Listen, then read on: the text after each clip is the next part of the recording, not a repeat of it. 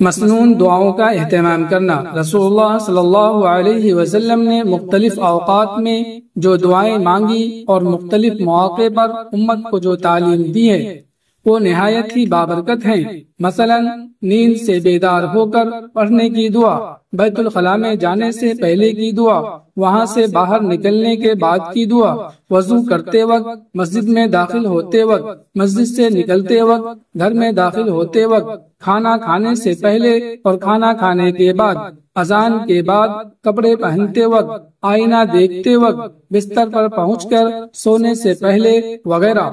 اور اس طرح خاص موقعوں پر جو دعائیں سکھائی گئی ہیں یا اس کے علاوہ جو دوسری عام دعائیں حدیثوں میں منقول ہیں جو کسی وقت اور حالات کے ساتھ خاص نہیں ہیں، وہ سب دعائیں بہت ہی اہم اور جامع ہیں، پوری امت کے حق میں، دین و دنیا کی خیر و بھلائی اور ہماری تمام ضرورتوں کے لیے انتہائی مفید ہیں۔ یہ دعائیں اتنی اچھی اور جامع ہیں کہ اگر ہم ساری عمر سوچتے رہیں تب بھی ایسی دعائیں خود سے نہیں مانگ سکتے۔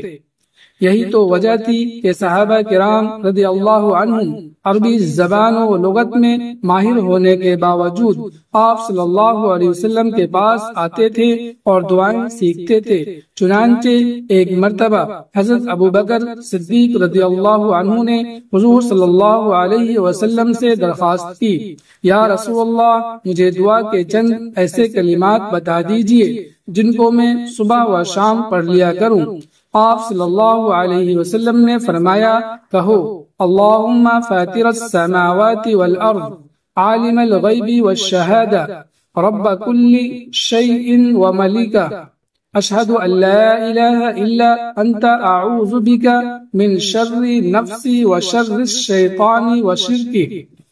اور فرمایا، جب تم صبح کرو، جب شام کرو اور جب سونے کے لیے بستر پر لیٹو تو ان کلمات کو کہہ لیا کرو۔ ہم لوگوں کو بھی یہ دعائیں اچھی طرح یاد کر لینی چاہیے اور انہیں مختلف اوقات میں پڑھتے رہنا چاہیے۔